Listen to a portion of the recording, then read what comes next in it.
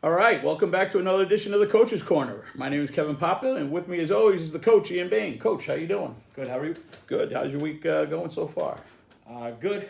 Film yesterday, lift in a practice today, and trying to get back to business as usual, heading into the bye. And a great win up in Andover. Yeah. A little scary, coming down to fourth down and long. Too close for comfort. Too close for comfort. But I think what that shows is what we were talking about last week, that the teams that we saw last year aren't necessarily the teams we're seeing this year. Milford went on to beat Attleboro. Yep. Andover was a really, really good game. I think Andover's going to win a lot of football games too. Yeah. I think Andover and Milford were both terrific, well coached, good players, and I think at the end of the year, when their records are what they are, I think they're going to have more wins than losses. And both teams were pretty good last year, but definitely a lot of improvement this year. The kid Josh Ramos, 147 yards on the ground. He's a beast. Mm-hmm. And he broke a long one against us last year too. Yeah. Very, very talented kid, and they got him the ball in the pass game as well. Their quarterback's a sophomore, but he's, that was his 11th start, I think, of his career, 12th start. So, he's got a lot of football under his belt. He's got a lot of football left. Yep. So we win 28-25. Slow start. I didn't know if did the buses run into any of that traffic down 495 that everybody else ran into. Yeah, a little bit of traffic, and then the rain, and warm-ups. Obviously, the game was fine, but it was just kind of a funny start. Had a couple kids late because of ACTs or SATs or whichever they were taking. So, anytime you kind of shake things up, obviously a Friday game being played on a Saturday. We don't play a lot of Saturday games, so I think we were a little foggy to start, but once we got settled in, things started to come together the way they were supposed to. Yeah, first four series, 15 plays, 34 yards. One of them was a 23-yard play. On fourth down, yeah. 3 punts and a fumble. Actually exchanged turnovers on the first series. And then what came up was one of my plays of the game. They're punting on fourth down, or we're punting on fourth down, and Jacob Briggs gets a big hit. Michael Griffin with the big recovery. Anything particular stand out in that play? I think just the hustle by both guys. We talk a lot on special teams about don't wait around for somebody else to make a play. I think it'd be very easy for somebody to see a player in a good position and ready to wrap up and make a big play and kind of let up. But it just goes to show how important it is that you finish through the whistle. We do work takeaways and turnovers a lot in practice, and to see us get an opportunity like that and to capitalize on it was very important for us. Yeah, and that really just turned the offense loose, got them started. 4-play, 35-yard drive, Gasparo to Griffin, or to Davis. Yeah, on the drive before, even though we had punted and got that takeaway, we had missed Jake Davis down the sideline, and I think we were starting to get a little bit of confidence in some of the things that they were doing. They came out and broke some tendencies early with their coverage and pressure, and their D coordinator does a very nice job mixing up coverages. So we got into a pretty good feel for what they were doing. And even though we hadn't maybe done well on paper up to that point, I don't think it was a feeling like we were outmatched or ill-equipped. I think it was more of a matter of we hadn't quite executed the way we had needed to. Blame that on the slow start, whatever. But I don't think there was any panic at that time. So once we got that takeaway, it was kind of nice to get a second chance to put it in the end zone on something we felt that we maybe could have already scored up to that point. So it was very important to get that momentum going. You take a 14-10 lead into the half. What are you telling the team at that point? Just that we got to come out and keep grinding. We knew going in that they were going to score points, and we knew that they were strong enough on defense that it wasn't going to be easy. So we kind of knew we had to get about 28 probably to beat a team like that, as offensively talented as they are and as well coached as they are. So we knew that they were going to get some chunk plays, and they got some. So we just had to stay focused and do our job the rest of the way. All right, and we enter the fourth quarter up 21-18, but then they get a score. Yeah. We're down now at that point. What's going through your mind? What are you telling the team? Kind of the same thing that we were saying at the start. Like, even though we were losing, I didn't feel that we were the worst team. They were really good, but there was just kind of a confidence and a calm. There was a sense of urgency, but not panic. And I think that's really important to distinguish. I think we collected two pretty big fourth downs on that last drive, and we were not good on third down in the game, but luckily we had a few fourth downs on the day that sort of made it all right in the end. And that brings us to the drive of the game and the actual play of the game, which is the drive you're just talking about. We go 8 plays, 75 yards, and a big fourth down, Gasparro and alley pass for about 39 yards. Yeah. Gives us the go-ahead on 4th and 6.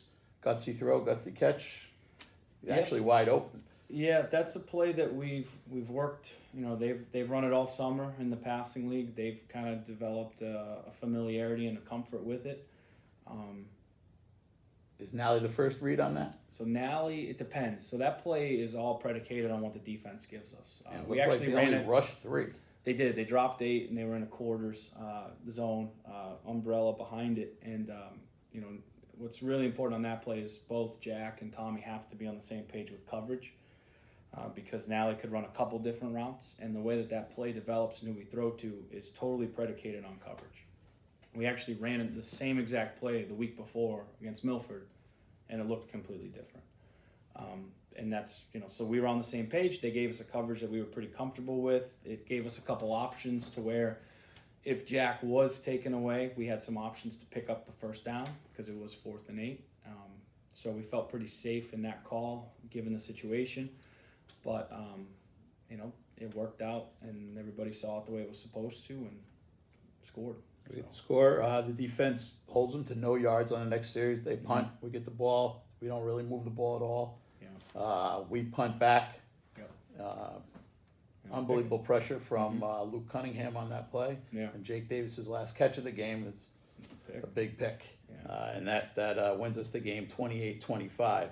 I thought defensively Wirtz and Cunningham both had very, very good games.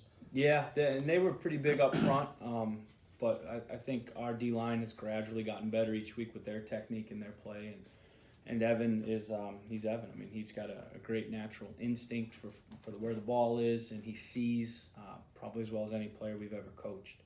So he recognizes things, diagnoses very quickly, and adjusts on the fly, and he does a really nice job. Gasparro hits Davis 3 more times. At some point, teams are going to start picking up on that. I'm going to guess by next week. Yep. Maybe dropping a safety over or whatever help they're going to lend. What does that do for your offense? It doesn't change anything. I mean, everything is predicated on a progression and a read. So if you know, a couple of those plays, they were reads. I mean, there's not one play that we call on our offense aside from maybe a screen, but even that's not true. We always have multiple options. So, you know, if we're calling a screen, we have a pass concept on the other side of the field. If you know, obviously we're throwing the ball to Jake, but on 2 of his touchdowns, those were run plays. They were not even pass plays. So that was one just where a couple of things broke down. Well, no, I mean, there was just a post route. I mean, it was a run play with a post called, and the safety came down in the run game, and we threw it. And if that safety stays off, we hand the ball off, and Jake doesn't score.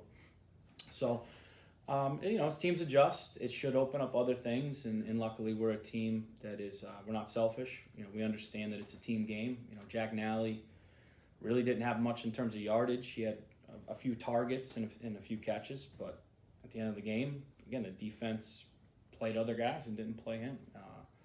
You know, different times in the game, it was Laz or it was Greco or it's Palmieri. So everybody kind of does their job as long as everybody's running the routes correctly and on the same page with what the defense is giving us. You know, so if teams adjust and take away Jake Davis, which why wouldn't they? It just opens the game up for other guys. I'm sure it happened a lot last year with Driscoll and Nick. Yep, it totally does. You have to go elsewhere. Come out of the game healthy? Yeah, we're healthy.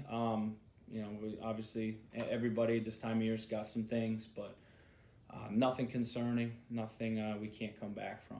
So we're in good shape. Okay, so we come out 2-0. Great 28-25 win. And that'll bring us to a few Coach's Corners questions of the weeks. We don't really have a breakdown of King Philip yet. We're going to save that for next week because we'll have an abbreviated Coach's Corner next week with no game this weekend. Our first question is a KP-related question. It comes from Tony Natali. And he says, Coach, looking ahead at the KP game, which has been a tough nugget these last 3 years. It's been a tough nugget for a long time. Knowing they like to run the ball, What's the approach on defense a bit different this time around? Do you try to take away the run game first, forcing them to throw the ball? Yeah, I mean, I don't think Franklin's beaten them since '09, and only 3 teams have beaten them in the last 36 games that they've played. So, we don't really get too caught up in how long it's been. These 2 teams have never played. Right. Our team, their team, they've never played each other, even down to coaching staff. So Yeah, it's not like the Cowboys and the Giants where the same players are playing every year. Yeah, it's totally different. That being said, defensively, I think they do a lot of things great. I mean, I know there's a lot of emphasis on them running the ball, but they've thrown the ball very well. Their last 2 quarterbacks over the last 3 seasons have done a great job, and Robbie Dress is a great player. So I wouldn't say it's, do this or do that. We just have to play sound football because that's what we're going to get from them. So, we don't really get too caught up in you have to do this, you have to do that. Certainly every team has their own strategies and some things that you try to take away, but I mean, there's a million plays that they can run, and there's a million defenses we can run. What we've got to do is just control our controllables, be disciplined and sound with our eyes and our effort, and be ready for what they do and what they could come out and adjust to, and just play hard. So, it's easy to say take away the run. It's easy to say do this and do that, but I think we've got to play good football on our end, and that would be the number one focus. We have another question from a team mother who wanted to remain nameless. Uh-oh. With our team speed, especially on the outside, why don't we run more reverses, or do we run any reverses? Yeah, last year we ran 5 versions of a reverse, at least what I would consider a reverse. I think the main question is, reverses look cool, but why are you doing it? And we do have them. That would fall into what we would call protecting our run game. So take our favorite run, which is inside zone, and you see the Rams do this a lot. They often will bring a receiver around and fake a reverse, and every so often they give that reverse. And with their offense and the way that they operate, that is a way that they have emphasized protecting their run. We have a lot of different ways to protect the run. A reverse is one, but it could be a play action. It could be a naked bootleg. It could be an RPO. I think the main question that we look at when we talk about running reverses is who is making the plays. Is it a backside linebacker? Is it a Mike? Is it a D end? Is it a safety? Is it a corner? And that's where we'll decide, well, how do we need to protect the run? And that's where the game plan piece comes in. I think where we're maybe different than some teams is every time we snap the ball, we're making the defense defend the whole field already. So adding a reverse when we already have screens on the backside or slants on the backside or a whole pass concept on the backside, it certainly, reverse could have really worked on Saturday and could have got blown up on Saturday. So it's just kind of part of why are we doing it, and what ways do we already protect the run? We kind of define protecting the run 7 different ways. Reverses are one of them. Last year we did run 5, like I said, but there were specific things we were looking for, and when we got those things, we were happy to run the reverse. So I just don't think we've gotten what we wanted, or I think so far I've been happy with the way we've protected the run. As I just said, Jake Davis caught 2 touchdowns protecting our run game.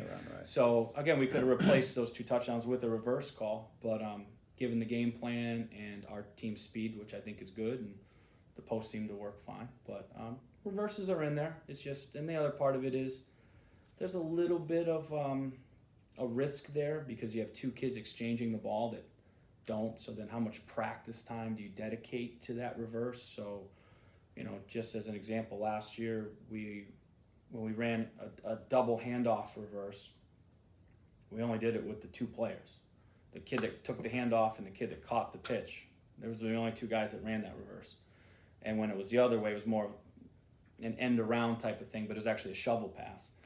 But again, it was only to 1 guy. So Right. So you got to limit, again, you can say, well, we're going to run the reverse to anybody, but how many times in a week can you practice that exchange, be comfortable in a game? Obviously, if it's a backward lateral, it's a live ball, so there is a bit of risk. So, there's a lot of factors that go into why do we run, when do we run a reverse, and we just haven't seen anything on film going into Friday that's been like, we got to have reverse in. Again, that could change this next Friday coming up. It could be the next week or the next week. But if we haven't seen anything on film and we haven't practiced it, we're not running it. And there just hasn't been a lot. We've been happy with the way we've protected our run game. All right. Next question was from Troy Briggs. With the bye week, does the preparation, rest, etc., change from a normal game week? It definitely changes a little bit, but the preparation doesn't. We still need to have the game plan done. It's not like what's unique is King Philip has a bye week too. If KP were to play on Friday, our preparation wouldn't be done. But at this point, like obviously they could be working on new things, and that's great. But we're not going to chase ghosts. We have our normal preparation, and we somewhat prepare for things we haven't seen, but just as part of a thing we do every week. We try to just be aware of, hey, this is something we've got to look at. This is something we haven't done well in previous weeks that the other opponent might try. Let's correct those mistakes. But once today was kind of a normal day, and tomorrow and Friday will be normal, and then next week's normal. But Monday we gave the kids the day off with the JV game, so we were all in attendance. Yesterday was a big film day, so it allows you to kind of.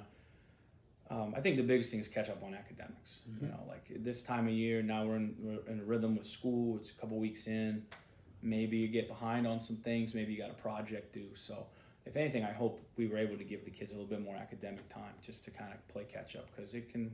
I think that's a pretty busy part of their lives right now. Absolutely. It should be. All right, in the last game, there was a 4th and goal from the 25, and we went for it. Can you walk through the process of how you going for it, as opposed to a 35-yard field goal? Yeah, field goal was an option looking back. Probably would have been a better option. With the new rules, Parker would have easily made it to the end zone, right? Which would have put the ball to 20. So essentially, even if we miss a field goal there, it's a 15-yard punt. I think, though, the thought process in that game, and every game's different, we obviously have the ability to check plays and line up and hand signal in something. So there were a couple times in that game where we lined up on 4th down, and the plan wasn't necessarily to go for it. And I think the second, third drive of the game, we lined up, and everybody was like on the headset, like, it's 4th down. I was like, I know what down it is, but I want to see what they're in. And if there's something there that we like, then we're going to do it, and we're going to run it. And we hit Palmieri on a 4th and whatever. Took a 23-yard reception. We ended up punting later that drive, but with the look that we had, and it turns out they were lined up incorrectly, and they kind of were a little confused in their coverage, that was the right call. So in that particular case with the field goal, looking back, it was not the right call, but 6 was out of the game. They had a backup corner in on Jake Davis, and I don't know that we executed as well as we could have. Certainly, we needed to throw the ball on time a little bit better, and we talked about that on film. And not the end of the world, but 4th down, throw it up. Maybe they pick it and it's a punt. Maybe we get a PI. Maybe we catch the ball. I mean, we had, like I said, we had beaten them deep multiple times in that game and missed. I mean, right. There's some close misses and some missed reads and stuff like that. Then that happens early in the end. And like I said, they were changing their coverage up so much, but felt pretty confident. Obviously, it didn't work, and that's life. We could have gone out to kick field goal and could have got blocked, and sure. And then so it is what it is. I think that our kicking game is more than capable. It was just kind of the look that we got and the way that we had felt about the game up to that point was like, let's take a shot here and see what happens. Certainly next week we might not have the same feeling and decide it's a better opportunity to kick. So, and even at the end of the game, when we punted the final time and we did we were on the field and we ran our offense off and ran our punt team on. Right. Wanted to see what they were in. Really, we weren't going for it, but wanted to see if they weren't prepared. And they were up, and we ran our punt team on. Didn't give them a chance to set up a block, but wanted to see a couple things. So it's not uncommon for us to do that on a 4th down, especially when we have all our timeouts, and we're able to communicate from the sideline very quickly without stopping the record and bringing it to a halt. So the final question is actually my own, and there was a lot of debate in the in the stands regarding two special team punts that Andover ran. The first one on the first series of the game, they run a fake. Now, all penalties aside, they weren't set at all. No. Do you do that? Be that aggressive that early in the game? Yeah, I mean, it's all about how you feel about the matchup.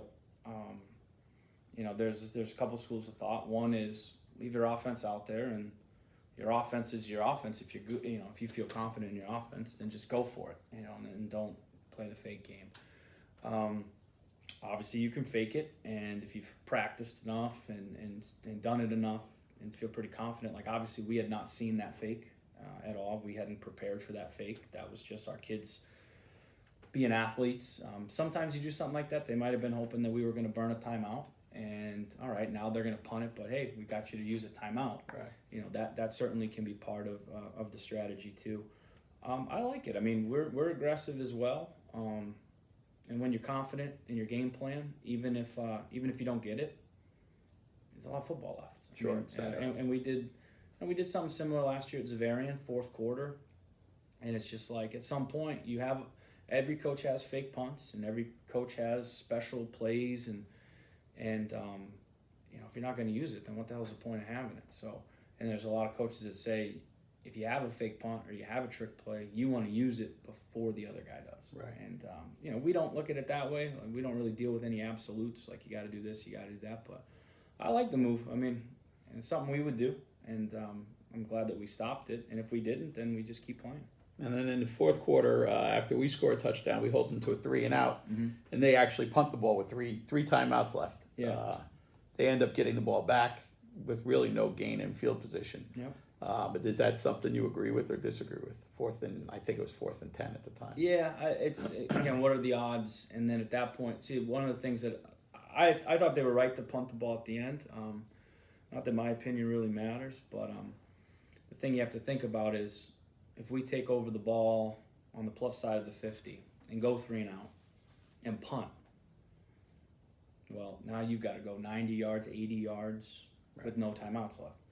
Whereas, obviously, at that point in the game, you kind of know that we're probably going to run the ball.